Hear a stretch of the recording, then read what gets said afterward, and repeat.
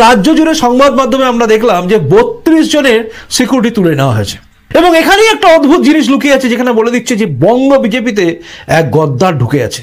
সংবাদ মাধ্যমে জানানো হয়েছে যে 32 জনের সিকিউরিটি তুলে দেওয়া হয়েছে। শুনলে অবাক হয়ে যাবেন যে লিস্টটা দেখে সমস্ত মিডিয়া, নিউজ চ্যানেলে অনেক মিডিয়া বলেছে এবং ইউটিউব চ্যানেলে অনেকে নামগুলো বলেছেন, কিন্তু দেখবেন আমি বলিনি, আমি শুধু একজনের নাম বলেছিলাম, যেটা হচ্ছে আমাদের জেলা সভাপতি, ব্যাস, বাকি কারোর নাম আমি বলিনি। অনেকের পরিবর্তন করা হয়েছে, করা হবে না এটা বলেছিলাম, যাদের করা উচিত নয়। কিন্তু সেই লিস্ট নিয়ে ঘাঁটতে এবং কিছু তথ্য এমন হাতে এসছে যেগুলো দেখে চমকে গেছি। কি করে এত বড় ভুল সমস্ত সংবাদ মাধ্যম করে গেল? আসলে সংবাদ মাধ্যমকে এই সংবাদটা খাওয়ালো কে?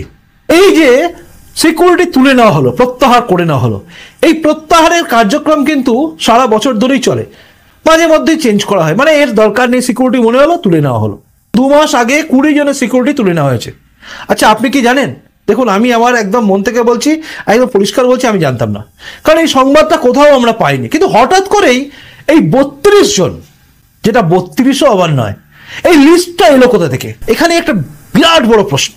প্রথমত বলি আপনাদের, যে 32 জনের লিস্ট বলা হচ্ছে, 32 জন বলা হচ্ছে, এই লিস্টটা সংবাদ মাধ্যমের কাছে পৌঁছলো রাজ্য দপ্তর থেকে কার মারফত? এই প্রশ্নটা কিন্তু উঠছে, কারণ কে জানে কে লিক করলো? এই 32 জনের নামের লিস্ট তৈরি করতে গিয়ে যে বা যারা এটাকে লিখেছিল, সংবাদ মাধ্যমকে দিয়েছে পিডিএফ আকারে, সে হয়তো ভুলেই গেছে সে কি বড় ভুল করেছে। আর সেই ব্লান্ডারটাই কিন্তু একদম আঙুল তুলে সবাইকে বুঝিয়ে দিচ্ছে যে কেউ একজন গদ্দার রয়েছে, যে এই লিস্টটা তৈরি করে বিভিন্ন চ্যানেলে দিয়ে দিয়েছে।